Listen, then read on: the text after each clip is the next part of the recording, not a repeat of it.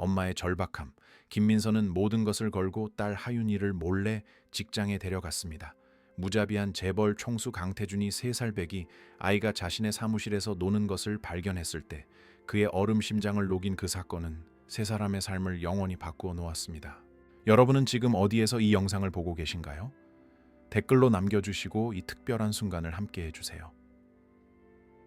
매일 아침처럼 5시에 알람이 울렸지만 김민서는 오늘이 평범한 날이 아닐 것임을 알았습니다. 그녀는 알람을 끄며 옆에서 평화롭게 잠든 3살 배기 딸 하윤이를 바라보았습니다. 손이 떨렸습니다. 어젯밤에 받은 전화 한 통이 사형 선고처럼 귓가에 맴돌았습니다. 민서 씨 어머님, 정말 죄송합니다. 수두가 유행하는 바람에 어린이집이 일주일간 문을 닫게 되었습니다. 위생 안전 조치로 인해 별도 공지가 있을 때까지 아이들을 받을 수 없습니다. 일주일, 꼬박 7일이었습니다. 도시에서 가장 완고하고 까다로운 기업가인 강태준 회장의 비서로 일하는 동안 하윤이를 맡길 곳이 없었습니다. 강 회장은 첫날부터 분명히 말했습니다. 사적인 일로 업무 환경을 방해하는 것은 절대 용납하지 않는다고. 민서는 납처럼 무거운 몸을 천천히 일으켰습니다. 화장실에 금이 간 거울 속에는 28살 여자의 모습이 비쳤지만 마치 한평생의 무게를 짊어진 듯 보였습니다. 잠 못 이룬 밤으로 눈은 퉁퉁 부었고 머리는 헝클어졌으며 한때 꿈으로 가득했던 젊은 얼굴에는 걱정의 흔적이 깊게 패어 있었습니다. 어쩌다 이렇게 됐을까? 그녀는 스스로에게 중얼거렸습니다. 하윤이 아빠가 차가운 편지 한 장과 몇 장의 고지서만 남기고 사라진 이후 매일 아침 그녀를 괴롭히는 질문이었습니다. 아침 일과는 기계처럼 흘러갔습니다. 재빨리 샤워를 하고 피로를 쫓기 위해 진한 블랙커피를 마셨습니다. 유니폼은 흠잡을 데 없이 완벽했습니다.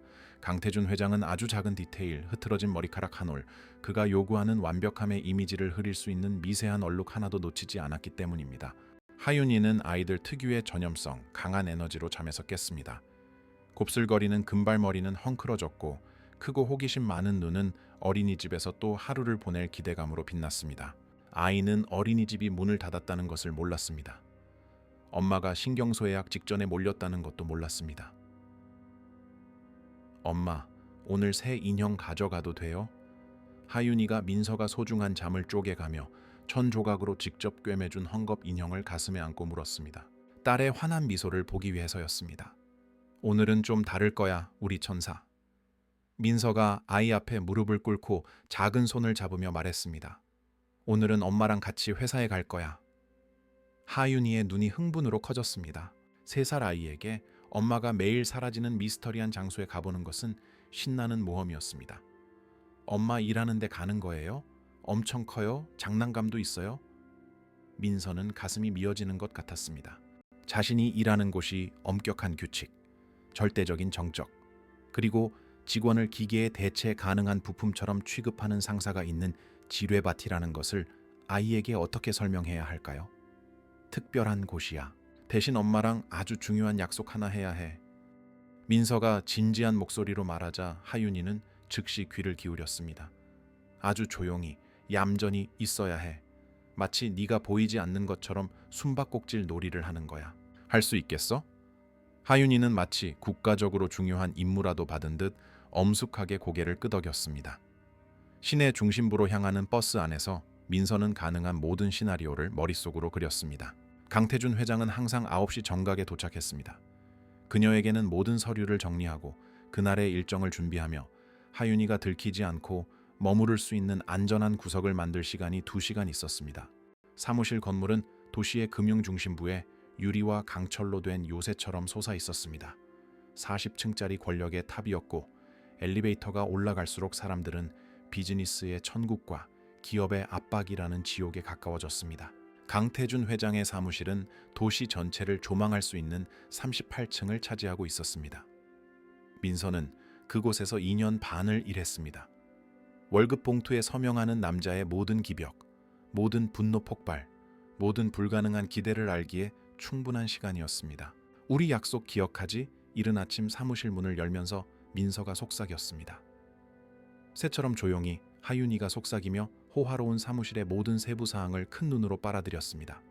이탈리아 가죽 가구, 벽에 걸린 예술 작품들, 그리고 일에 바쳐진 재단처럼 방 중앙을 차지하고 있는 거대한 마호가니 책상. 민서는 높은 책장 뒤에 작은 공간을 급히 만들었습니다. 하윤이가 편안하게 숨어 있을 수 있도록 색칠 공부책 몇 권과 크레용, 그리고 헝겊 인형을 놓아주었습니다. 아이는 마치 세상에서 가장 자연스러운 일인 양 그곳에 자리를 잡고 민서가 일하는 동안 인형에게 상상의 대화를 속삭였습니다.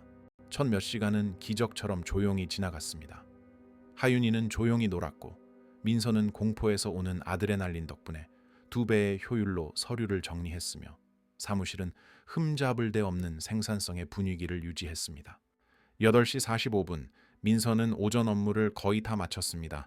어쩌면 아무 일 없이 하루를 보낼 수 있을지도 모릅니다. 어쩌면 강 회장은 하윤이의 존재를 눈치채지 못할지도 모릅니다. 그때였습니다. 복도에서 들려오는 단호한 발소리, 그 특유의 소리에 민서의 피가 혈관 속에서 얼어붙었습니다. 15분이나 일찍, 강태준 회장은 절대 일찍 오는 법이 없었습니다. 하윤아, 그녀가 절박하게 속삭였습니다. 숨바꼭질 놀이 기억하지? 하지만 아이는 아침의 흥분으로 지쳐 잠들어 있었습니다. 부드럽고 불규칙적인 숨소리가 사무실이 요구하는 절대적인 정적을 깨뜨렸습니다. 특유의 군대식 정확함으로 문이 열렸습니다. 강태준 회장은 언제나처럼 마치 전장을 시찰하는 장군처럼 들어섰습니다. 그의 잿빛 눈은 결점을 찾기 위해 방 안 구석구석을 훑었습니다. 키가 크고 위풍당당했으며 민서의 연봉보다 비싼 슈트를 입고 있었습니다. 그는 무자비한 기업 성공의 화신이었습니다. 42세의 나이에 그는 인간적 연민이라 불릴 만한 모든 것의 잔해 위에 금융제국을 건설했습니다. 민서는 사령관 앞에 군인처럼 반사적으로 일어섰습니다. 심장이 너무 크게 뛰어 그가 들을 수 있을 거라 확신했습니다. 좋은 아침입니다, 회장님. 그녀는 평범하게 들리길 바라며 말했습니다. 오늘 일정 보고 드리겠습니다. 그는 그녀를 쳐다보지도 않고 대답하며 기계적이고 효율적인 동작으로 노트북을 펴면서 곧장 자기 책상으로 향했습니다. 민서는 약속, 회의, 전화, 그리고 주의가 필요한 계약 목록을 읊기 시작했습니다. 그녀의 목소리는 자동 조정 모드로 작동했지만 마음속으로는 하윤이가 깨지 않기를 간절히 기도하고 있었습니다. 바로 그때였습니다. 작고 달콤한 목소리가 성당에서 노래하는 새처럼 사무실의 정적을 갈랐습니다. 엄마, 쉬 마려워요. 하윤이가 아이 특유의 천진난만함으로 말했습니다. 맑은 목소리가 호화로운 공간 전체에 울려 퍼졌습니다. 강태준이 타이핑을 멈췄습니다. 그의 손가락이 공격을 앞둔 발톱처럼 키보드 위에 멈췄습니다. 그는 천천히, 아주 천천히 컴퓨터에서 눈을 들어 민서를 똑바로 쳐다봤습니다. 방금 그건 뭐였습니까? 그가 칼날처럼 날카로운 정확함으로 한 단어 한 단어 내뱉었습니다. 민서는 세상이 무너지는 것을 느꼈습니다. 바로 지금 모든 것을 잃게 될 순간이었습니다. 딸을 부양하던 직장, 그들이 쌓아 올린 안정, 하윤이를 위해 보장하려 했던 미래. 저 설명해 드릴 수 있습니다. 그녀가 말을 시작했지만 목소리가 완전히 잠겨버렸습니다. 엄마, 하윤이가 더 큰 소리로 불렀습니다. 관심을 필요로 하는 어린아이들처럼 울먹이기 시작했습니다. 엄마, 어디 있어요? 강태준은 포식자 같은 우아함으로 의자에서 일어섰습니다. 하윤이가 숨어있는 책장을 향해 내딛는 그의 발걸음 하나하나가 정적 속에서 그녀의 운명을 결정짓는 망치 소리처럼 울렸습니다. 그가 책장을 돌아 바닥에 앉아있는 작은 아이를 발견했을 때 민서는 눈을 감고 피할 수 없는 결과를 기다렸습니다. 아이는 색칠 공부책과 흩어진 크레용에 둘러싸여 있었고 크고 혼란스러운 눈에는 눈물이 고이기 시작했습니다. 안녕하세요. 하윤이가 어두운 색 정장을 입은 키 큰 남자를 올려다보며 약간 떨리는 목소리로 말했습니다. 아이는 불안할 때 그러하듯 헝겊 인형을 가슴에 더 꽉 끌어안았습니다. 민서가 예상하지 못했던 것은 침묵이었습니다. 너무나 깊고 긴 침묵에 그녀는 무슨 일이 일어나고 있는지 보려고 눈을 떴습니다. 2분 지각했다는 이유로 직원을 해고하고 인간의 감정을 용납할 수 없는 약점으로 취급하던 무서운 기업가 강태준 회장이 하윤이를 보며 완전히 미동도 없이 서 있었습니다. 표정은 민서가 한 번도 본 적 없는 것이었습니다. 아이도 그를 마주 바라보았습니다. 크고 순진한 눈, 어린아이의 호기심으로 가득 찬 눈은 어째서 분위기가 이렇게 긴장되었는지 이해하지 못했습니다. 아이는 헝겊 인형을 살짝 흔들며 낯가리는 아이들이 그러하듯 더 작은 목소리로 "안녕하세요" 하고 중얼거렸습니다. 그리고 2년 반 만에 처음으로 민서는 강태준의 눈에서 한 번도 본 적 없는 것을 보았습니다. 3살 아이의 순수함 앞에서 드러난 절대적인 취약함이었습니다.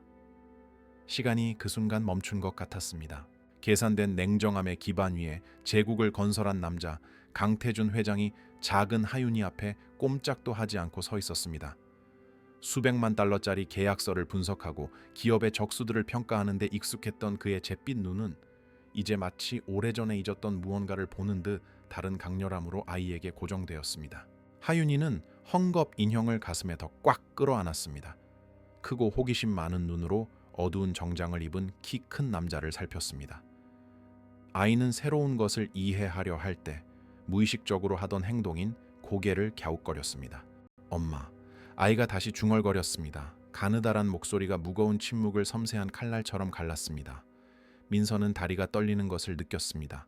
강태준의 분노가 폭발하지 않고 흐르는 매 순간이 고통의 순간이었습니다. 그녀는 그의 억눌린 분노의 징후들, 즉 꽉 담은 턱, 조절된 호흡, 눈에 띄지 않게 주먹을 쥐는 방식을 너무나 잘 알았지만 이번에는 무언가 달랐습니다.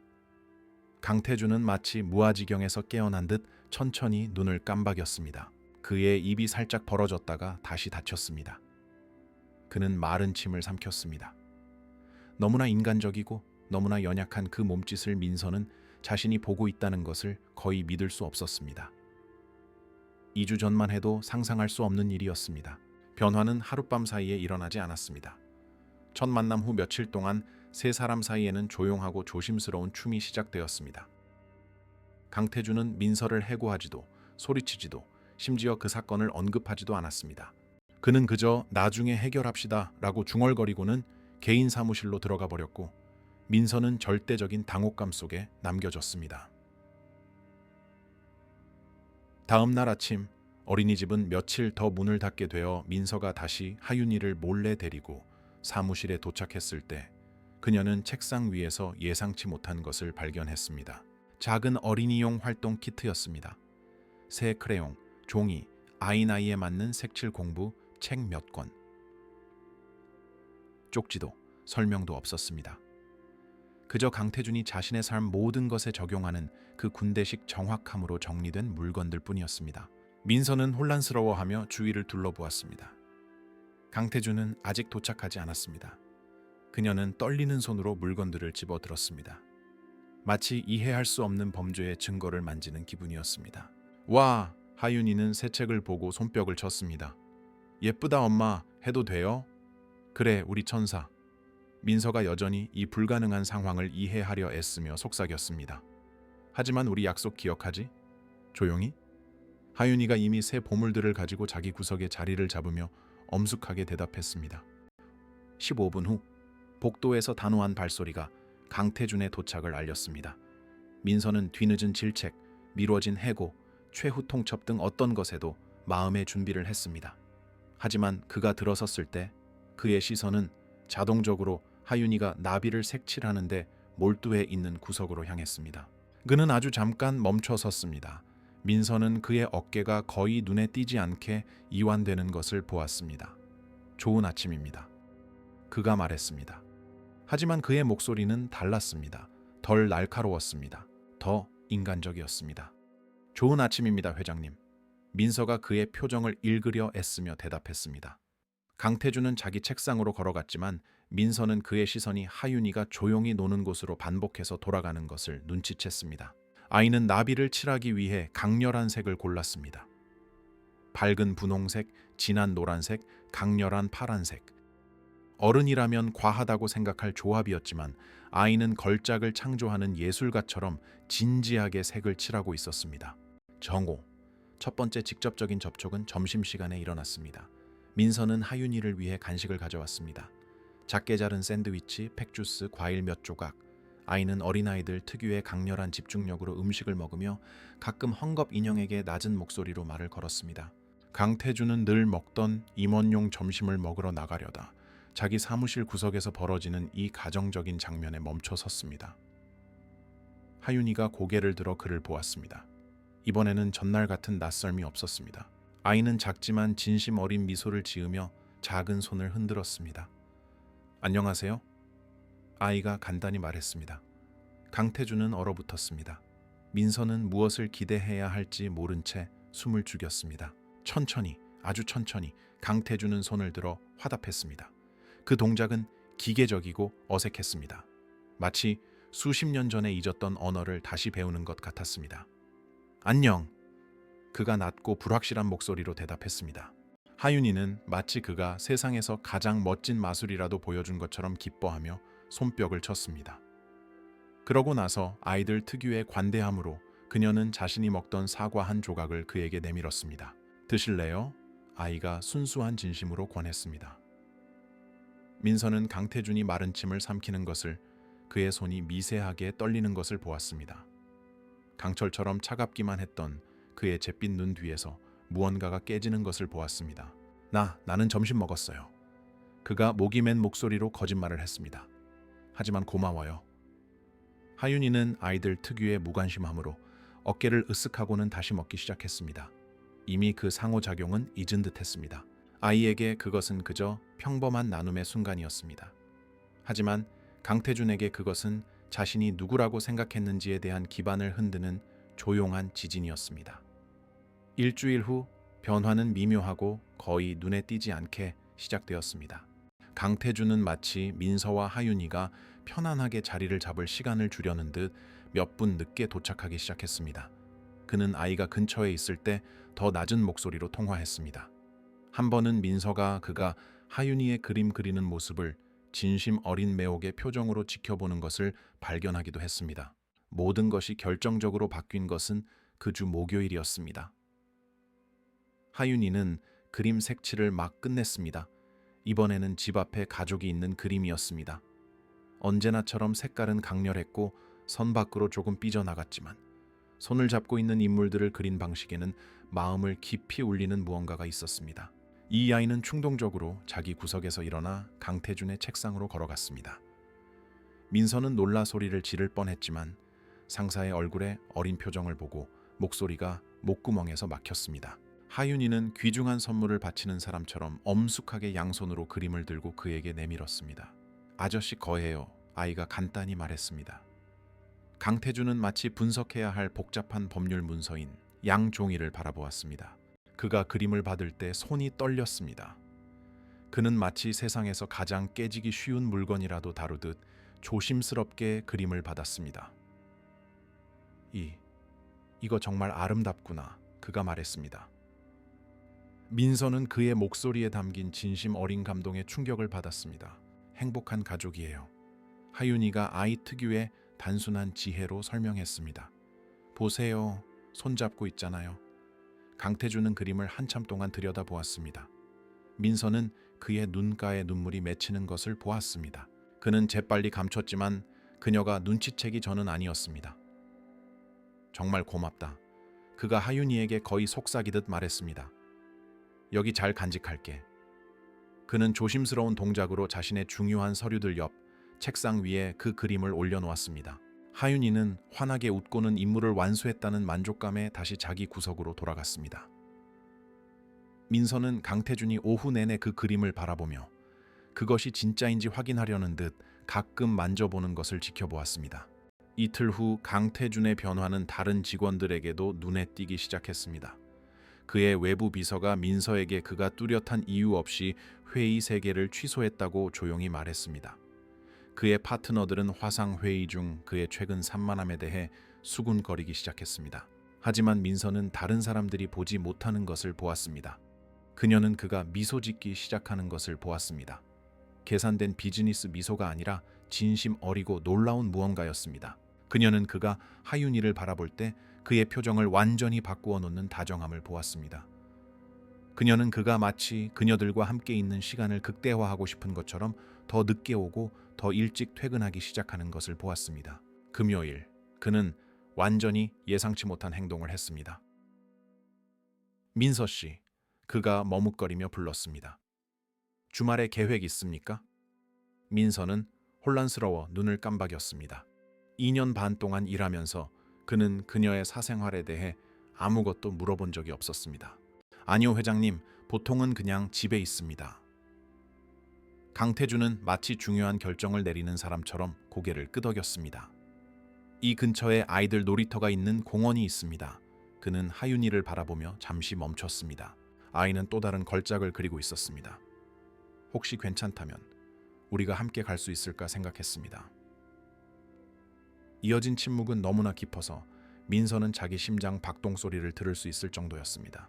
이윤과 계약 외에는 아무 것에도 관심을 보이지 않던 남자 강태준 회장이 그녀들에게 공원 산책을 제안하고 있었습니다. 저 정말 기쁠 것 같아요. 민서가 여전히 비현실적인 상황을 이해하려 애쓰며 겨우 말했습니다. 공원과 놀이터라는 단어만 알아들은 하윤이가 신이 나서 손뼉을 쳤습니다. 공원, 미끄럼틀, 아이가 외치며 강태준에게 달려가 아이 특유의 스스럼 없는 태도로 그의 손을 잡았습니다. 민서는 강태준이 자신의 손가락을 감싼 작은 손을 내려다보는 것을 보았습니다. 그가 마른 침을 삼키는 것을, 그의 눈이 그녀가 알아보기 시작한 그 취약함으로 가득 차는 것을 보았습니다. 그리고 그를 안 후 처음으로 강태준 회장은 눈까지 환해지는 미소를 지었습니다. 주말이 되자 강태준은 이름 붙일 수 없는 불안감에 휩싸였습니다. 수십 년 만에 처음으로 그는 약속을 취소했습니다. 클럽 모임, 일본 투자자들과의 화상회의, 심지어 분기별 보고서를 검토하는 신성한 의식까지도요. 몇 년간 알았지만 한 번도 제대로 본 적 없는 여자와 불과 며칠 만에 자신의 세상을 뒤집어 놓은 아이와 공원에서 오후를 보내기 위해서였습니다. 그는 화장실 거울 앞에 한참 서서 낯선 사람처럼 자신의 모습을 살폈습니다. 공원에 놀러 갈 때는 무슨 옷을 입어야 하지? 42세의 강태준은 전혀 몰랐습니다. 그는 몇 년 만에 처음 입어보는 청바지와 폴로 셔츠를 선택했습니다. 맞춤 정장이라는 갑옷 없이 그는 어색하게 무방비 상태인 기분이었습니다. 2시간 후 민서는 공원 입구에서 하윤이의 손을 잡고 기다렸습니다. 그녀 역시 잔뜩 긴장해 있었습니다. 그녀는 이 상황이 제정신인지 아침 내내 자문했습니다. 청소 직원이 상사와 공원 산책을 하다니, 그리고 왜 그를 사무실 밖에서 볼 생각만 하면 심장이 두근거리는 걸까? 하윤이는 곧 있을 놀이에 대한 기대감으로 눈을 빛내며 옆에서 참을성 없이 발을 동동 굴렀습니다. 아이는 민서가 몇 달 전 세일할 때 사준 작은 꽃무늬가 있는 파란색 원피스를 입고 언제나처럼 헝겊 인형을 꼭 쥐고 있었습니다. 엄마, 아저씨 언제 와요? 하윤이가 까치발을 하며 물었습니다. 곧 올 거야, 천사. 민서가 5분 동안 10번째로 휴대폰 시간을 확인하며 대답했습니다. 바로 그때 그들이 다가오는 것을 보았습니다. 강태준은 머뭇거리는 걸음으로 걸어오고 있었습니다. 청바지 주머니 속의 두 손은 초조해 보였습니다. 민서는 평상복 차림의 그를 보고 충격을 받았습니다. 완전히 다른 사람처럼 보였습니다. 더 젊고 더 인간적이었습니다. 하윤이가 가장 먼저 반응했습니다. 아이는 엄마 손을 놓고 그를 향해 아이 특유의 거침없는 기쁨으로 달려갔습니다. 왔다! 아저씨 왔다! 아이가 외치며 그의 바로 앞에 멈춰서서 그의 얼굴을 보려고 목을 뒤로 젖혔습니다. 강태준은 환한 행복으로 빛나는 작은 아이를 내려다보았습니다. 민서는 그의 얼굴이 완전히 부드러워지는 것을 보았습니다. 그는 하윤이와 눈높이를 맞추기 위해 천천히 몸을 숙였습니다. 자연스러운 몸짓처럼 보였지만 세상을 위에서 내려다보는데 익숙한 남자에게는 노력이 필요한 일임을 민서는 알았습니다. 안녕, 꼬마 아가씨. 그가 말했습니다. 민서가 들어본 목소리 중 가장 부드러웠습니다. 널 준비했어? 하윤이는 손뼉을 치며 힘차게 고개를 끄덕였습니다. 그러고는 아무런 격식 없이 그에게 작은 손을 내밀었습니다. 강태준은 마치 어린아이처럼 놀란 표정으로 내밀어진 작은 손을 바라보다가 조심스럽게 자기 손으로 감쌌습니다. 30분 후 공원은 토요일 오후를 맞아 활기가 넘쳤습니다. 가족들이 잔디밭에 흩어져 있었고 아이들은 놀이기구 사이를 뛰어다녔으며 웃음소리와 대화소리가 강태준에게는 완전히 낯선 평범한 삶의 교향곡을 만들어내고 있었습니다. 그들은 어린이 놀이터로 걸어갔습니다. 하윤이는 두 어른 사이에서 흥분으로 거의 뛰어다녔습니다. 민서는 그가 이 환경의 모든 세부 사항을 흡수하는 방식에 매료되어 몰래 그를 관찰했습니다. 잘린 풀 냄새, 아이들의 즐거운 소음, 사무실 유리의 보호 없이 피부에 닿는 햇볕의 감촉, 미끄럼틀. 하윤이가 알록달록한 놀이기구를 가리키며 외쳤습니다. 까띠가요. 강태준은 마치 복잡한 기업 과제라도 되는 듯 미끄럼틀을 바라보며 망설였습니다. 민서는 그가 계약서를 분석할 때 짓던 집중된 표정으로 미간이 살짝 찌푸려지는 것을 보았습니다. 난 잘 모르겠는데 그가 말을 시작했지만 하윤이는 이미 그의 손을 놓고 계단을 향해 달려갔습니다. 쉬워요. 아이가 기구 꼭대기에서 외쳤습니다. 버스요. 그리고 어른들이 반응하기도 전에 아이는 큰 소리로 웃으며 미끄럼틀을 타고 내려왔습니다. 헝클어진 머리와 공원 전체를 밝힐 듯한 미소를 지으며 바닥에 도착했습니다. 이제 아저씨 차례예요. 아이가 다시 강태준에게 달려가 그의 손을 끌며 말했습니다. 하윤아, 강 아저씨는 미끄럼틀 타기에는 너무 크잖아. 민서가 제지하려다 그의 얼굴에 어린 표정을 보고 멈췄습니다. 강태준은 가슴을 애는 듯한 강렬함으로 하윤이를 바라보고 있었습니다. 그의 잿빛 눈 뒤에서 무언가가 깨지고 있었습니다. 수십 년간의 통제, 숫자와 이익으로만 측정되던 삶의 세월, 그 자신조차 한때 존재했다는 사실을 잊었던 윤영이 어쩌면 나도 해볼 수 있을지도. 그가 거의 속삭이듯 말했습니다. 민서는 수백만 달러짜리 회의를 지휘하던 남자, 강태준 회장이 어린이용 미끄럼틀의 작은 계단을 어색하게 올라가는 모습을 넋을 잃고 바라보았습니다. 그의 긴 다리는 그 공간에 거의 맞지 않았습니다. 그의 움직임은 조심스럽고 망설였지만 그 단순해 보이는 도전에 맞서는 그의 결의에는 마음을 깊이 울리는 무언가가 있었습니다. 꼭대기에서 그는 잠시 멈춰서서 아래에서 신나게 손뼉을 치는 하윤이를 내려다보았습니다. 민서는 그가 눈을 감고 심호흡을 한 뒤 자신을 내려놓고 미끄러지는 것을 보았습니다. 내려오는 데는 불과 몇 초밖에 걸리지 않았지만 강태준이 바닥에 도착했을 때 그의 표정에는 근본적인 무언가가 변해 있었습니다. 그는 웃고 있었습니다. 계산된 비즈니스 미소가 아니라 마치 존재 자체를 몰랐던 멋진 무언가를 방금 발견한 듯한 진심 어리고 놀라움이 담긴 미소였습니다. 하윤이는 환호성을 터뜨리며 어린아이 특유의 충동성으로 그의 품에 뛰어들었습니다. 강태준은 본능적으로 아이를 안았습니다.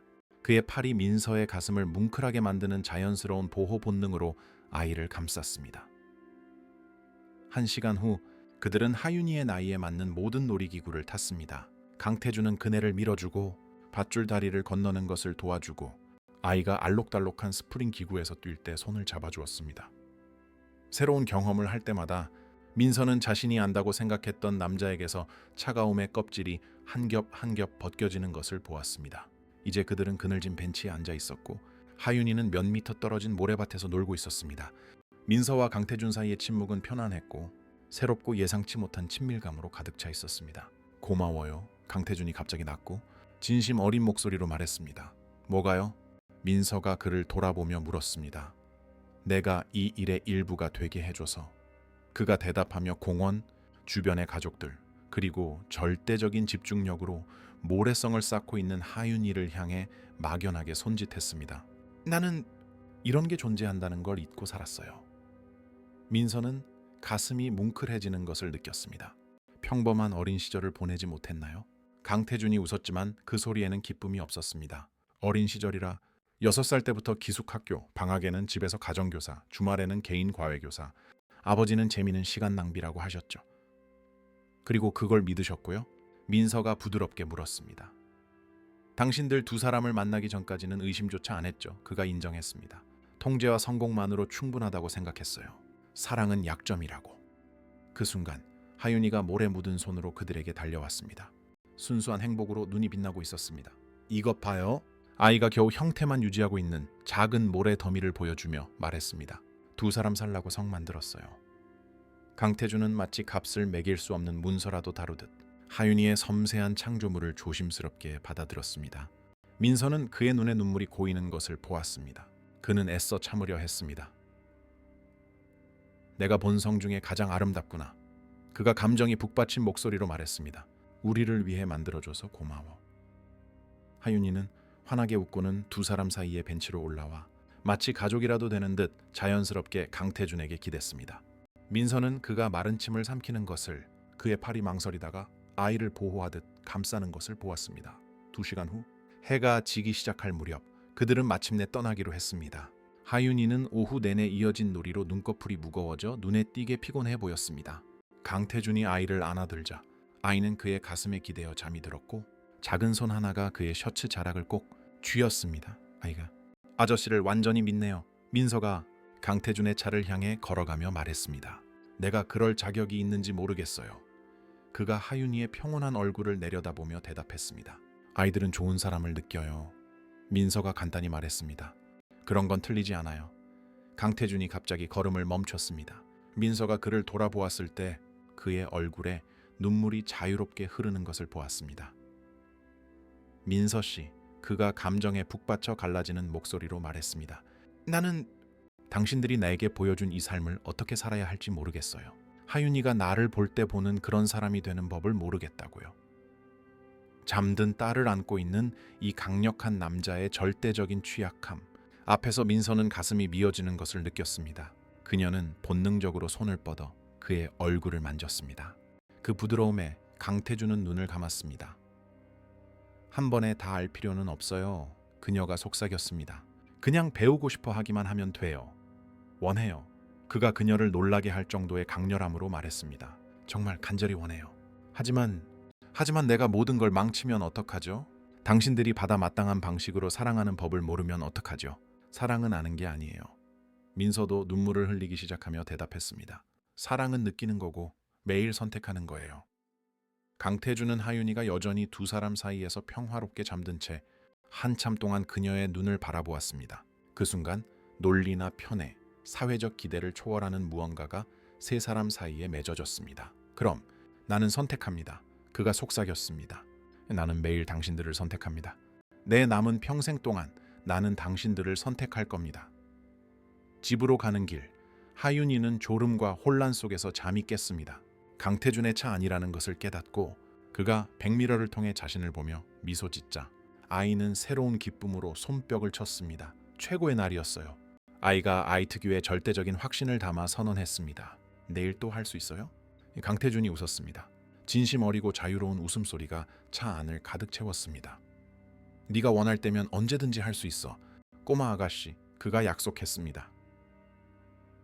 그리고 민서는 그가 진심이라는 것을 알았습니다. 차가 도시의 거리를 미끄러져 갈 때 민서는 옆에 앉은 남자를 바라보았습니다. 더 이상 그녀가 알던 차갑고 통제적인 상사가 아니었습니다. 완전히 새로운 사람, 진정으로 살아있다는 것이 무엇을 의미하는지 재발견하고 있는 사람이었습니다. 그리고 그녀는 가슴을 따뜻하게 하는 확신과 함께 알았습니다. 그들의 삶은 다시는 예전 같지 않을 것이라는 것을. 변화는 눈에 띄지 않을 수 없었습니다. 공원에 다녀온 다음 월요일, 강태준이 감출 수 없는 미소를 지으며 사무실에 도착했을 때 그의 외부 비서인 지수 씨는 조용한 놀라움으로 눈썹을 치켜떴습니다. 그녀는 접수 담당자에게 알아들을 수 없는 무언가를 중얼거렸고 접수 담당자는 다시 행정보조원과 의미심장한 눈빛을 교환했습니다. 복도를 따라 작은 속삭임이 돌기 시작했습니다. 강 회장님, 좀 달라지셨어. 청소 직원들이 수군거렸습니다. 더 차분해지셨지. 건물 보안 요원이 말했습니다. 거의 인간다워졌달까. 회계팀 누군가가 대담하게 말했다가 즉시 그 무모함을 후회했습니다. 강태준은 시선들을 느꼈고 자신이 지나갈 때 멈추는 속삭임을 들었지만 직장 생활에서 처음으로 신경 쓰지 않았습니다. 그의 머릿속에는 더 중요한 것들, 즉 하윤이의 웃음소리가 맴도는 것, 그의 손을 잡던 작은 손에 자신감 넘치는 감촉, 그리고 존재 자체를 몰랐던 다정함으로 민서가 그의 얼굴을 만졌던 방식 같은 것들이 가득 차 있었습니다. 사흘 후 주간 첫 회의가 오전 10시로 잡혀 있었습니다. 중요한 비즈니스 파트너들, 수백만 달러가 걸린 계약들, 평소 같으면 그의 절대적인 집중력을 요구했을 그런 만남이었습니다. 강태준이 최종 문서를 검토하고 있을 때 외부 사무실에서 익숙한 목소리가 들려왔습니다. 엄마, 나 그림 그려도 돼요? 하윤이의 어린아이 목소리가 유리벽을 뚫고 멜로디처럼 들려왔습니다. 강태준은 자신도 모르게 입가에 미소가 번지는 것을 느꼈습니다. 시계를 보았습니다. 회의까지는 아직 15분이 남아 있었습니다. 그는 의자에서 일어나 서류를 서랍에 넣고 민서가 일하는 사무실로 걸어갔습니다. 하윤이는 평소의 구석에 자리를 잡고 크레용과 백지에 둘러싸여 있었습니다. 작은 얼굴에는 어린아이의 집중력이 어려 있었습니다. 그가 다가오는 것을 보자 아이의 얼굴이 순수한 기쁨으로 환해졌습니다. 아이가 즉시 크레용을 놓고 그에게 달려가며 말했습니다. 안녕, 꼬마 아가씨. 강태준이 아이와 눈높이를 맞추기 위해 자동적으로 몸을 숙이며 대답했습니다. 그 몸짓은 이미 자연스럽고 본능적이 되었습니다. 이것 봐요. 하윤이가 그림 한 장을 손에 들었습니다. 이번에는 거대한 노란색 태양 아래 세 사람이 손을 잡고 있는 모습이었습니다. 공원에 간 우리예요. 강태준은 가슴이 뭉클해지는 것을 느꼈습니다. 그는 가장 중요한 문서에 바쳤던 경건한 조심성으로 그림을 받아들었습니다. 선 밖으로 삐져나온 색칠, 불완전하지만 절대적으로 완벽한 모든 디테일을 뜯어보았습니다. 아름답구나. 그가 감정이 북받친 목소리로 말했습니다. 이것도 내가 가져도 될까? 이 하윤이는 힘차게 고개를 끄덕였습니다. 그러고는 아무런 격식 없이 그의 무릎 위로 올라왔습니다. 그때 사무실 문이 열리고 정장을 입은 세 남자가 긴장한 듯한 비서를 따라 들어왔습니다. 회장님, 손님들께서 조금 일찍 도착하셨습니다. 지수 씨가 설명하기 시작했지만 눈앞의 광경을 보고 목소리가 잦아들었습니다. 도시에서 가장 두려운 기업가인 강태준 회장이 3살배기 아이를 무릎에 앉힌 채 아이들 그림과 흩어진 크레용에 둘러싸여 바닥에 앉아 있었습니다. 이어진 침묵은 절대적이었습니다. 민서는 혈관 속에 피가 얼어붙는 것을 느꼈습니다. 하윤이는 주변의 감도는 긴장감을 눈치채지 못한 채 자신이 선택한 색깔에 대해 속삭이며 강태준에게 계속 그림을 보여주었습니다. 국내 최대 건설사 중 하나의 대표들로 강태준이 알아본 3명의 기업가는 문 앞에 마비된 듯 서 있었습니다. 그들의 표정은 혼란과 제대로 감춰지지 않는 불쾌감 사이를 오갔습니다. 강 회장, 그룹의 연장자가 분명히 불편한 듯 헛기침을 했습니다. 이 회의는 좀 더 적절한 때로 다시 잡는 게 좋겠습니다. 강태준은 낯선 사람의 긴장된 목소리를 감지한 하윤이의 작은 팔이 자기 목을 감싸는 것을 느꼈습니다. 그는 본능적으로 아이를 더 가까이 껴안았습니다. 그 보호적인 몸짓은 그 자신을 포함해 방 안의 모든 사람을 놀라게 했습니다. 그럴 필요 없습니다. 강태준의 목소리는 평소의 권위를 되찾았지만 이전에는 없던 부드러움을 유지하고 있었습니다. 하윤아 아가, 아저씨가 이분들하고 지금 얘기 좀 해야겠어. 엄마랑 같이 있어줄래? 하윤이는 가슴 아픈 어린아이 특유의 진지함으로 그를 바라보았습니다. 나중에 다시 올 거예요? 아이의 작은 목소리에는 불안감이 서려 있어 강태준은 가슴에 물리적인 통증을 느꼈습니다. 언제나 돌아오지. 그가 약속하며 아이의 이마에 입을 맞췄습니다. 그 자연스러움에 민서는 입을 다물지 못했습니다. 지금 이 세상에서 네가 가장 중요하거든. 45분 후 회의는 재앙이었습니다. 강태준의 행동 변화에 분명히 당황한 기업가들은 그의 집중력에 의문을 제기했고 그의 직업적 역량에 대한 의구심을 내비쳤으며 서명되지 않은 계약서와 불만스러운 표정을 하고 사무실을 떠났습니다. 지수 씨는 점점 커지는 불안감으로 모든 것을 지켜보았습니다. 방문객들이 떠나자마자 그녀는 망설임이 역력한 태도로 강태준의 사무실 문을 두드렸습니다. 회장님, 실례합니다. 그녀가 긴장된 목소리로 말했습니다. 잠시 말씀 좀 드릴 수 있을까요? 강태준은 검토하는 척하던 서류에서 고개를 들었습니다. 하지만 그의 생각은 회의 내내 그가 자신에게 화가 났는지 민서에게 조용히 묻던 걱정하던 하윤이에게 가 있었습니다. 네, 지수씨. 무슨 일입니까? 지수씨는 심호흡을 했습니다. 서류철을 가슴에 안고 있는 그녀의 손이 미세하게 떨렸습니다. 회장님, 저는 회장님과 5년 동안 함께 일했습니다. 그녀가 말을 시작했습니다. 한마디 한마디가 힘겨워 보였습니다. 저는 항상 회장님의 프로페셔널리즘과 일에 대한 헌신을 존경해왔습니다. 강태준은 다음에 올 말을 예감하며 미간을 찌푸렸습니다. 하지만 최근에 지수 씨의 목소리에 힘이 실렸습니다. 회장님은 달라지셨습니다. 산만해지셨고요. 고객들이 불만을 제기하기 시작했습니다. 오늘만 해도 아틀라스 개발 대표들이 회장님께서 여전히 사업에 전념하고 계신지 의문을 품고 떠났습니다. 지수 씨도 그들 말에 동의합니까? 강태준이 위험할 정도로 낮은 목소리로 물었습니다. 지수 씨는 마른 침을 삼켰지만 입장을 고수했습니다. 저는 회장님께서 사업가가 되실지 아니면 다른 무언가가 되실지 결정하셔야 한다고 생각합니다. 그녀가 말했습니다. 마지막 말은 거의 속삭임처럼 흘러나왔습니다. 왜냐하면 비즈니스 세계에서는 그 직원과 아이에 대한 이 상황이 부적절하게 비칠 수 있기 때문입니다. 2시간 후 강태준은 중요한 계약을 검토해야 한다는 핑계로 지수 씨를 조퇴시켰습니다. 사실 그는 임원용 의자에 앉아 자기 옆에서 조용히 노는 하윤이와 함께 일하는 민서를 유리병 너머로 바라보고 있었습니다. 지수 씨의 말이 부적절한, 이의심스러운, 프로답지 못한이라는 선고처럼 그의 마음속에 울려 퍼졌습니다. 지난 40년간의 삶 동안 그 말들은 그의 명성에 치명적인 일격이었을 것입니다. 지난 40년간 그는 망설임이나 후회 없이 즉시 주의를 산만하게 하는 요소를 제거했을 것입니다. 이제 집중하느라 혀를 살짝 내밀고 그림을 그리는 하윤이를 바라보며 언제나처럼 효율적으로 서류를 정리하지만 이제는 입가에 부드러운 미소를 띤 민서를 보며 강태준은 완전히 다른 것을 느꼈습니다. 생전 처음으로 그는 다른 사람들이 어떻게 생각하는지 신경 쓰지 않았습니다. 하윤이가 그림에서 고개를 들어 그가 유리 너머로 지켜보는 것을 발견했습니다. 즉시 아이의 얼굴이 환해졌습니다. 그리고 마치 그를 만지고 싶다는 듯 유리벽에 작은 손을 부딪히며 열광적으로 손을 흔들었습니다. 강태준은 순수한 감동으로 심장이 벅차오르는 것을 느꼈습니다. 그는 의자에서 일어나 두 공간을 나누는 문을 열고 아이에게로 걸어갔습니다. 뭐 하고 있는지 봐도 될까? 그가 아이 옆에 쪼그리고 앉으며 물었습니다. 또 아저씨예요. 하윤이가 자랑스럽게 그림을 보여주며 외쳤습니다. 그림에는 정장을 입은 키 큰 인물이 파란 원피스를 입은 작은 인물 옆에 서 있었습니다. 아저씨는 세상에서 내가 제일 좋아하는 친구예요. 강태준은 자신을 압도하려는 감정을 억누르며 잠시 눈을 감았습니다. 그가 다시 눈을 떴을 때 민서가 걱정스러운 표정으로 그를 바라보고 있었습니다. 무슨 일 있었어요? 그녀가 부드럽게 물었습니다. 사람들이 당신들이 문제라고 생각해요. 강태준이 감출 수 없는 고통이 묻어나는 목소리로 솔직하게 말했습니다. 민서는 세상이 무너지는 것을 느꼈습니다. 이럴 줄 알았어요. 그녀가 떨리는 손으로 중얼거렸습니다. 우리가 회장님께 폐를 끼칠 줄 알았어요. 아니요. 강태준이 그녀를 놀라게 할 정도로 단호하게 말했습니다. 당신들이 문제가 아니에요.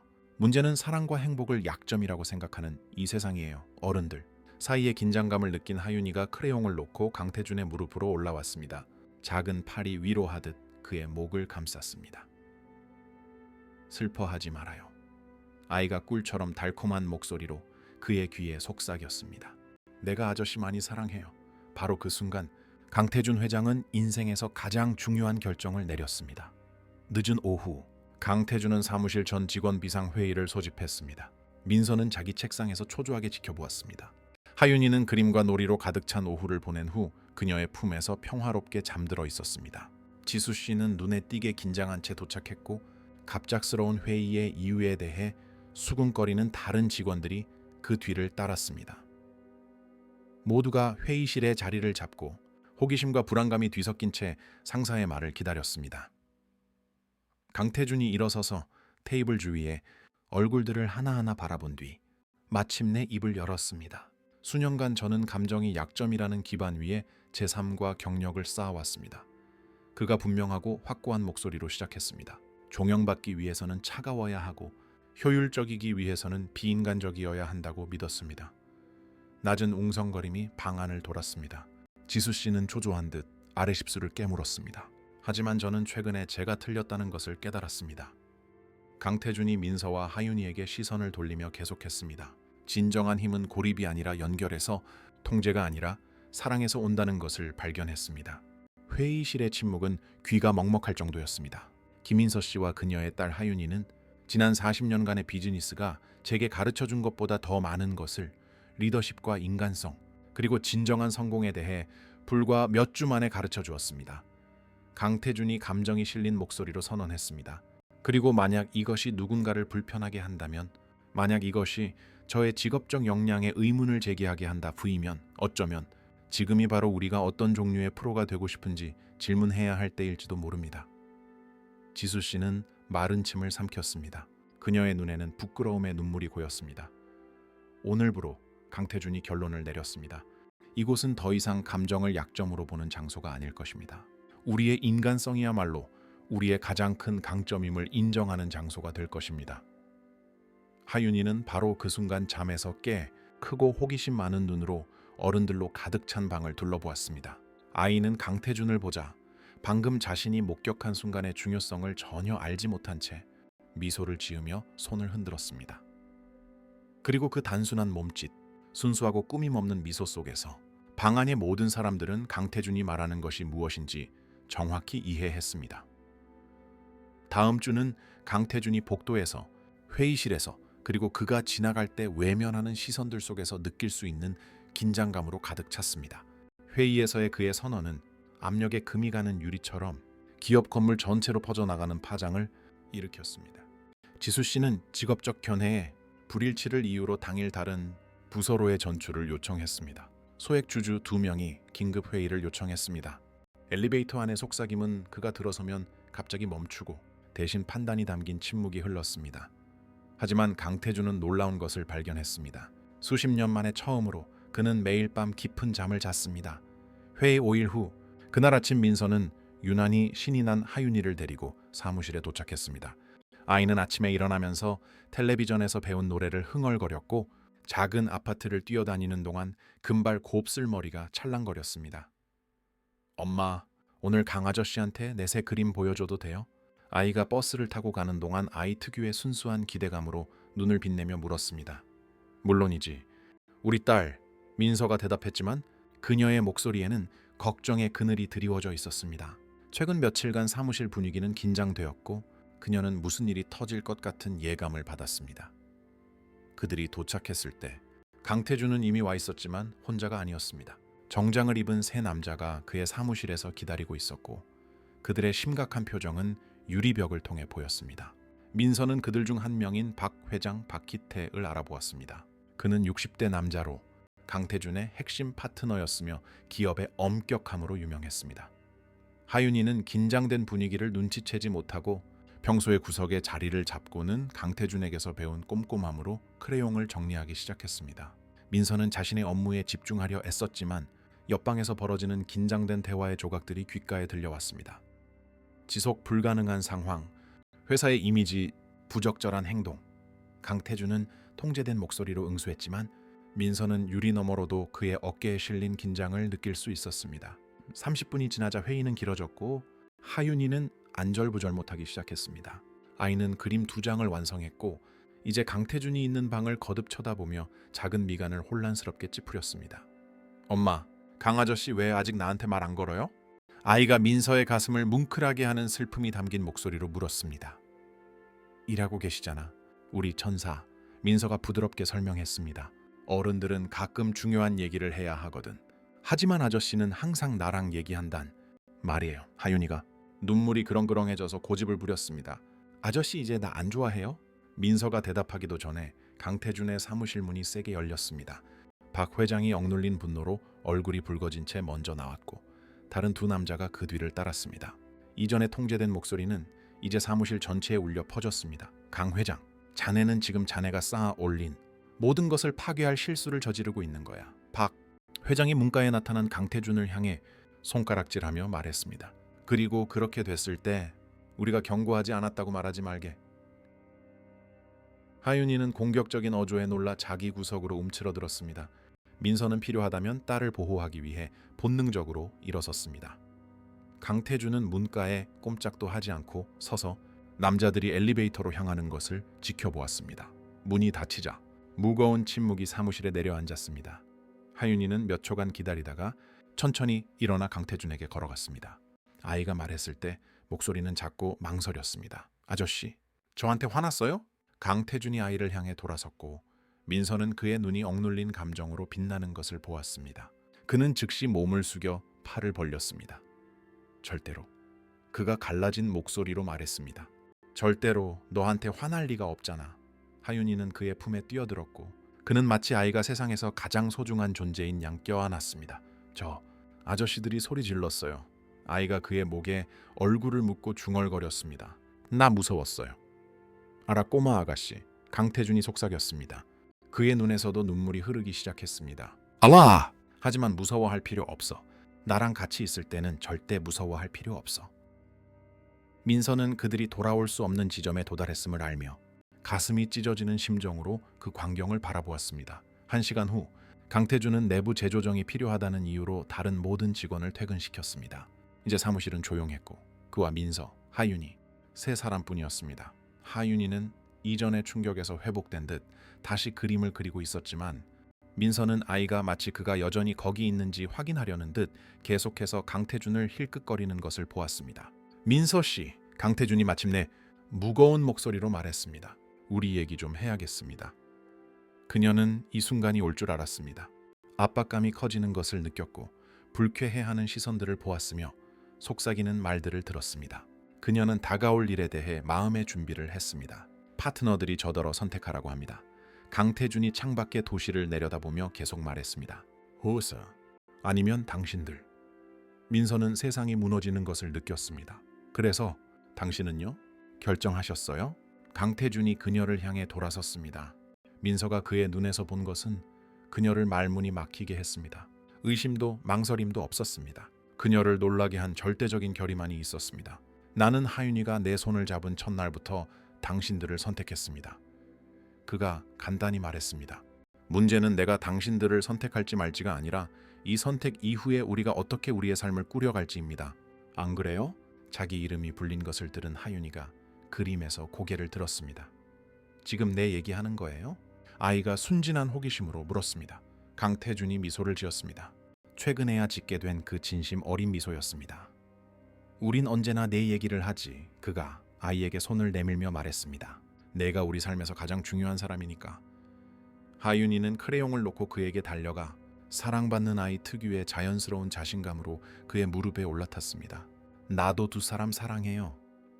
아이가 중대한 선언이라도 하듯 진지하게 말했습니다. 두 사람은 내 가족이에요. 가족? 그 단어가 계시처럼 사무실의 정적 속에 울려 퍼졌습니다. 강태준은 민서를 바라보았고 그녀의 눈물을 보았고 가슴에 안긴 하윤이를 느꼈습니다. 그리고 자신이 옳은 결정을 내렸음을 절대적으로 확신했습니다.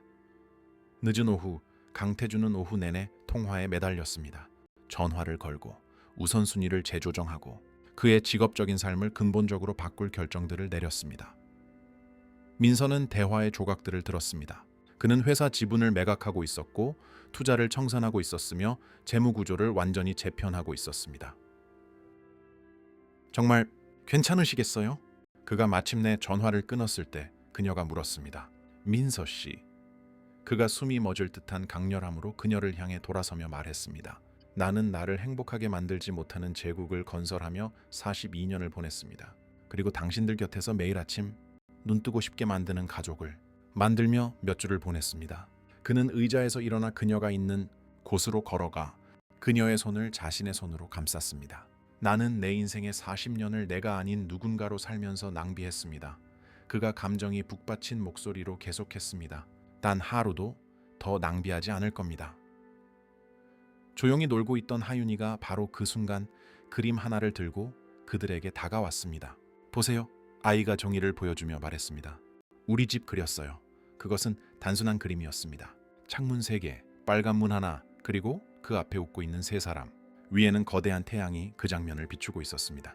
우리가 항상 같이 살 곳이에요. 하윤이가 아이 특유의 절대적인 확신으로 설명했습니다. 그리고 우리는 영원히 행복할 거예요. 강태준은 그림을 받아들고 사랑으로 그려진 모든 선을 살폈습니다. 그리고 그의 마지막 방어선이 완전히 무너지는 것을 느꼈습니다. 그래, 그가 감정에 북받쳐 갈라지는 목소리로 말했습니다. 우리는 영원히 행복할 거야. 2시간 후 그들이 마지막으로 사무실을 떠나기 전 마지막 서류들을 정리하는 동안 하윤이는 소파에서 잠이 들었습니다. 아이는 완전히 이해할 수는 없었지만 작은 존재의 모든 섬유질로 느꼈던 감정으로 가득 찬 하루에 지쳐 있었습니다.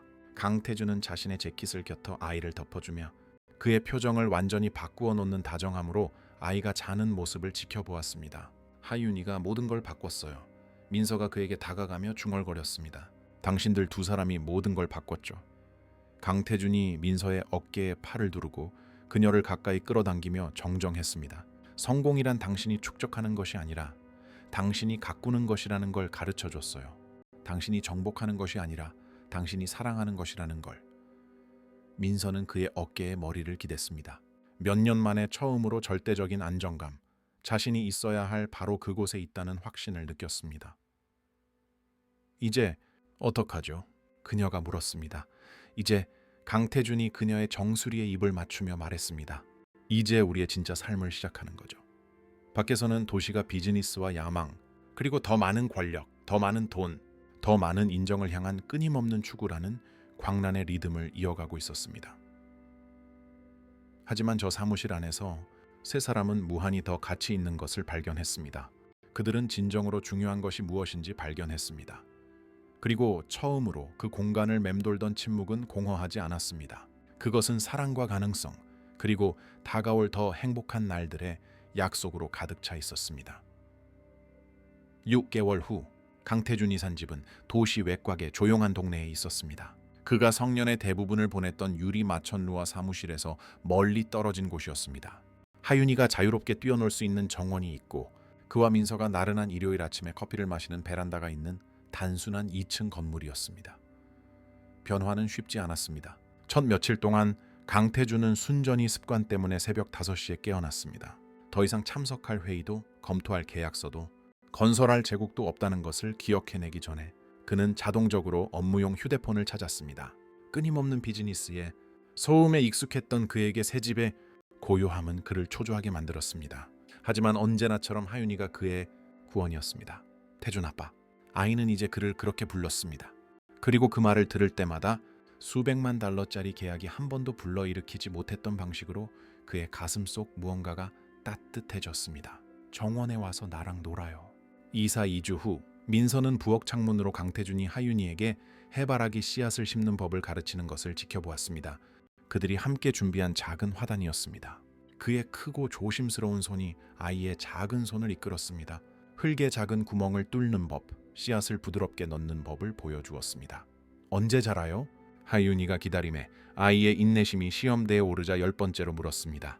인생에서 가장 좋은 것들은 자라는데 시간이 걸린단다. 강태준이 자신에게도 그런 인내심이 있는지 몰랐던 목소리로 설명했습니다. 하지만 일단 자라면 우리가 상상할 수 있는 것보다 더 아름답지. 민서는 그 비유를 알아차리고 미소 지었습니다. 그들 역시 기업 사무실이라는 예상치 못한 토양에 심어진 씨앗과 같았습니다.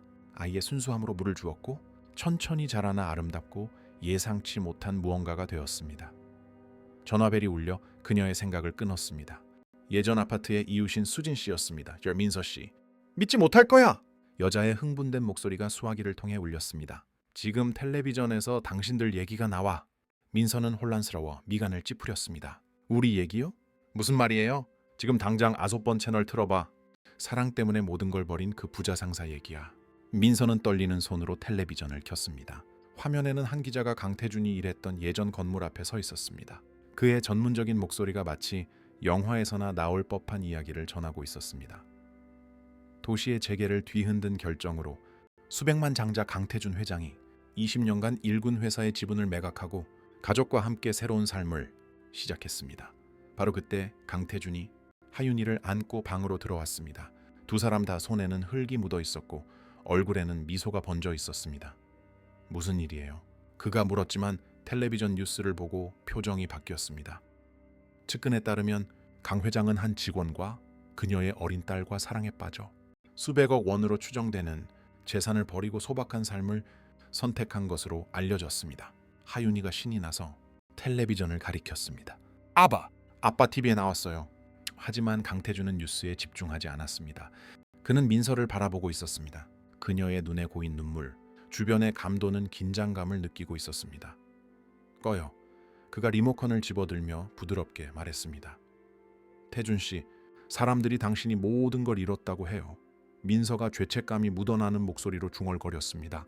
우리 때문에 모든 걸 잃었다고요? 강태준이 마치 그 말이 이해가 되지 않는다는 듯 되물었습니다. 그는 소박한 거실을 둘러보고 카펫에서 인형을 가지고 노는 하윤이를 보고 마지막으로 걱정스럽게 자신을 바라보는 민서를 보았습니다. 민서 씨, 그가 그녀에게 다가가 손을 잡으며 말했습니다. 내가 뭔가를 잃은 것 같습니까? 3개월 후 강태준의 변화는 그를 알던 모든 사람을 계속 놀라게 했습니다. 그는 개인 재무 정리에 도움이 필요한 평범한 사람들을 대상으로 하는 작은 재무 상담소를 열었습니다. 사무실은 시내 중심가의 소박한 방이었고 벽에는 하윤이의 그림들이 액자에 걸려 있었습니다. 선생님, 은행 사기로 평생 모은 돈을 잃은 60대 여성 박 여사님이 말했습니다. 정말 저를 도와주실 수 있으신가요? 저는 선생님께 드릴 수임료도 많지 않은데요. 강태준은 하윤이가 자기 삶에 들어온 이후로 짓게 된 그 진심 어린 미소를 지었습니다. 박 여사님, 제가 여기서 하는 일은 돈에 관한 것이 아닙니다. 그가 참을성 있게 설명했습니다. 여사님 같은 분들이 존엄성과 독립을 되찾도록 돕는 일이죠. 그리고 그건 값을 매길 수 없는 일입니다. 이후 몇 달 동안 수십 명의 사람들이 그의 작은 사무실을 거쳐갔습니다. 금융 피라미드에 속은 은퇴자들, 공과금을 내기 위해 고군분투하는 미혼모들, 첫 집을 사려는 젊은 부부들. 각각의 사연이 강태준의 마음을 다른 방식으로 울렸습니다. 각각의 이야기가 그에게 왜 그런 선택을 했는지 상기시켰습니다. 이사 6개월 후 민서는 저녁 식사를 준비하다가 정원에서 들려오는 웃음소리를 들었습니다. 창문으로 내다보니 강태준이 깔깔 웃으며 도망가는 하윤이를 뒤쫓고 있었습니다. 아이의 따은 머리가 바람에 날렸습니다. 잡았다! 그가 소리치며 아이를 공중으로 들어 올려 빙빙 돌렸습니다. 또! 하윤이가 순수한 기쁨으로 눈을 빛내며 졸랐습니다. 민서는 가슴이 벅차올라 그 광경을 바라보았습니다. 구겨진 셔츠와 헝클어진 머리로 정원을 맨발로 뛰어다니는 저 남자는 그녀가 알던 냉정한 기업가와는 도저히 알아볼 수 없는 모습이었습니다. 그러면서도 그것은 그녀가 본 그의 모습 중 가장 진실된 버전이었습니다. 그날 밤 하윤이가 잠든 후 두 사람은 베란다에 앉아 말없이도 서로를 이해하는 편안한 침묵을 나누었습니다. 그립지 않아요? 민서가 갑자기 물었습니다. 예전에 가졌던 산말이에요. 강태준은 그곳 도시의 불빛에서 멀리 떨어진 곳에서 보이는 별들을 바라보며 한참을 생각했습니다. 내가 그 모든 부를 가졌을 때 매일 밤이 끝날 무렵 무엇을 느꼈는지 알아요. 그가 마침내 말했습니다. 껑혀함, 너무나 깊은 공허함이라서 그것이 사라지기 전까지는 존재 자체를 몰랐던 그런 공허함이요. 그가 그녀를 향해 돌아섰습니다. 그의 눈이 부드러운 달빛을 반사했습니다. 이제 하윤이가 나를 아빠라고 부를 때, 당신이 아침에 커피를 마시며 미소 지을 때, 내가 누군가의 재정 생활을 정리하는 것을 도울 때 나는 진정으로 부자가 된 기분이에요. 1년 후 하윤이는 마침내 꽃을 피운 해바라기들을 정원에서 감상하고 있었습니다. 그것들은 거대하고 생생했으며 마치 작은 황금빛 기적처럼 태양을 향해 있었습니다. 태준 아빠, 아이가 집 안으로 뛰어들며 외쳤습니다. 해바라기 났어요. 빨리 와서 보세요. 강태준은 난민 가족을 위해 준비하던 재정 계획서를 책상 위에 내려놓고 하윤이를 따라 정원으로 나갔습니다. 민서도 그들과 합류했고 세 사람은 그렇게 서서 아주 작은 씨앗에서 자라난 꽃들을 감상했습니다. 아빠가 한 말 기억나요? 하윤이가 강태준의 손을 잡고 물었습니다. 최고의 것들은 자라는데 시간이 걸린다고 했잖아요. 기억나? 강태준이 부드러운 목소리로 대답했습니다. 우리 가족도 자라는데 오래 걸렸어요. 하윤이가 아이 특유의 예상치 못한 지혜로 말했습니다. 하지만 이제 우리는 세상에서 제일 예쁜 가족이에요. 강태준은 눈물이 핑 도는 것을 느꼈습니다. 민서를 바라보자 그녀의 얼굴에도 같은 사랑이 비쳤습니다. 그리고 모든 것을 바꾼 그 순수함으로 그들을 바라보는 하윤이를 보았습니다. 네, 말이 맞아. 꼬마 아가씨. 그가 두 사람을 껴안으며 말했습니다. 우리는 세상에서 제일 예쁜 가족이야. 2년 후 강태준의 작은 상담소는 재정적으로 다시 시작해야 하는 사람들을 위한 도시의 명소가 되었습니다. 그는 지불할 능력이 없는 사람들에게는 돈을 받지 않았습니다. 할부로 받거나 때로는 감사의 표시로 박 여사님의 반찬이나 이웃의 채소를 받기도 했습니다. 기업 세계의 옛 동료들은 그가 제정신을 잃었다고 재능을 낭비하고 있다고 수군거렸습니다. 몇몇은 그를 그가 버린 세계로 다시 데려오려는 시도로 수백만 달러짜리 파트너십을 제안하기도 했습니다. 강태준은 그들 중 누구도 이해하지 못하는 것을 발견했습니다. 그는 목적을 찾았습니다. 아빠. 어느 날 오후 하윤이가 사무실에서 서류 정리를 도우며 말했습니다. 아이는 이제 5살이었고 그와 함께 일하겠다고 고집을 부렸습니다. 왜 어떤 사람들은 돈이 아주 많아도 슬퍼 보여요? 그 질문은 그의 허를 찔렀습니다. 강태준은 하던 일을 멈추고 자기 삶의 중심이 된 아이를 바라보았습니다. 왜 그렇게 생각하는데, 꼬마 아가씨? 텔레비전에서요. 하윤이가 진지하게 설명했습니다. 항상 슬퍼 보이는 부자들이 나와요. 하지만 아빠는 지금 행복하잖아요. 예전만큼 돈이 많지 않은데도요. 강태준은 아이가 중요한 질문을 할 때마다 항상 하던 대로 아이와 눈높이를 맞추기 위해 몸을 숙였습니다. 하윤아, 돈이 많은 것과 부자인 것에는 차이가 있단다. 그가 조심스럽게 설명했습니다. 돈은 은행에 보관하는 것이고 부유함은 마음에 보관하는 거란다. 아빠 마음에는 뭐가 있는데요? 아이가 큰 눈으로 그를 빤히 쳐다보며 물었습니다. 니오, 그가 망설임 없이 대답했습니다. 그리고 엄마, 그리고 우리가 여기서 돕는 모든 사람들, 우리 정원의 해바라기들, 아침에 들리는 내 웃음소리, 엄마가 타주는 커피 냄새, 그리고 내일도 좋은 날이 될 거라는 걸 알면서 평화롭게 잠드는 기분. 하윤이는 마치 그 말이 완벽하게 이해된다는 듯 고개를 끄덕였습니다. 그럼 우리는 엄청 부자네요. 아이가 결론 내렸습니다. 그래, 우리는 세상에서 제일 부자야. 강태준이 아이를 껴안으며 확인시켜 주었습니다. 변화 후 3년, 민서는 임신을 했습니다.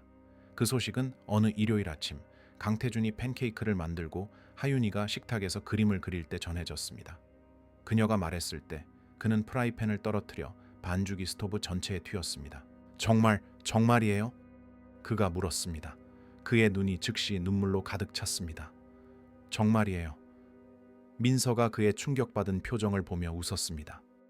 하윤이는 어른들의 소란에 호기심이 생겨 그림에서 고개를 들었습니다. 무슨 일이에요? 아이가 물었습니다. 너한테 남동생이나 여동생이 생길 거야. 민서가 알렸습니다. 하윤이가 의자에서 뛰어내리며 열광적으로 손뼉을 쳤습니다. 내가 아는 거 다 가르쳐 줄 거예요. 아이가 선언했습니다. 해바라기 심는 법이랑 태준 아빠 웃게 하는 법도요. 그날 밤 하윤이가 잠든 후 강태준과 민서는 매일 밤 그러하듯 베란다에 앉았습니다. 그는 그녀의 아직 평평한 배에 손을 얹고 그 안에서 자라나는 새로운 생명을 상상했습니다.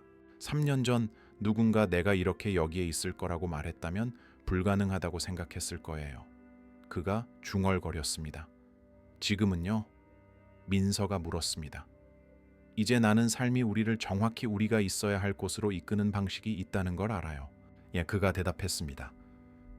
때로는 우리가 중요하다고 생각했던 모든 것을 잃어야만 진정으로 중요한 것이 무엇인지 발견하게 되죠. 그는 집 안을 가리켰습니다.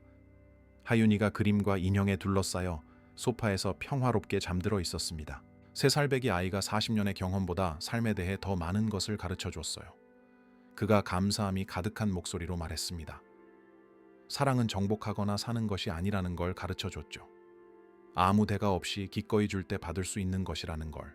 변화 후 5년, 이제 둘째 민준이는 2살이었고 하윤이는 세상에서 가장 헌신적인 누나가 되었습니다. 강태준은 민서가 그들이 함께 심은 텃밭에서 토마토를 따는 동안 두 아이가 정원에서 노는 것을 지켜보았습니다. 그의 관자놀이에는 흰머리가 생겼습니다. 그는 소박한 옷을 입었고 정원 일을 하도 많이 해서 손에는 굳은 살이 박여 있었습니다. 47세의 나이에 그는 성인 시절 그 어느 때보다 은행 계좌에 돈이 적었지만 세상에서 가장 행복한 남자였습니다. 이 전화가 울렸습니다. 한 기자였습니다. 그가 사랑을 위해 모든 것을 버린 지 5주년이 되는 날 그에 대한 기사를 쓰고 싶다고 했습니다. 강 회장님, 기자가 물었습니다.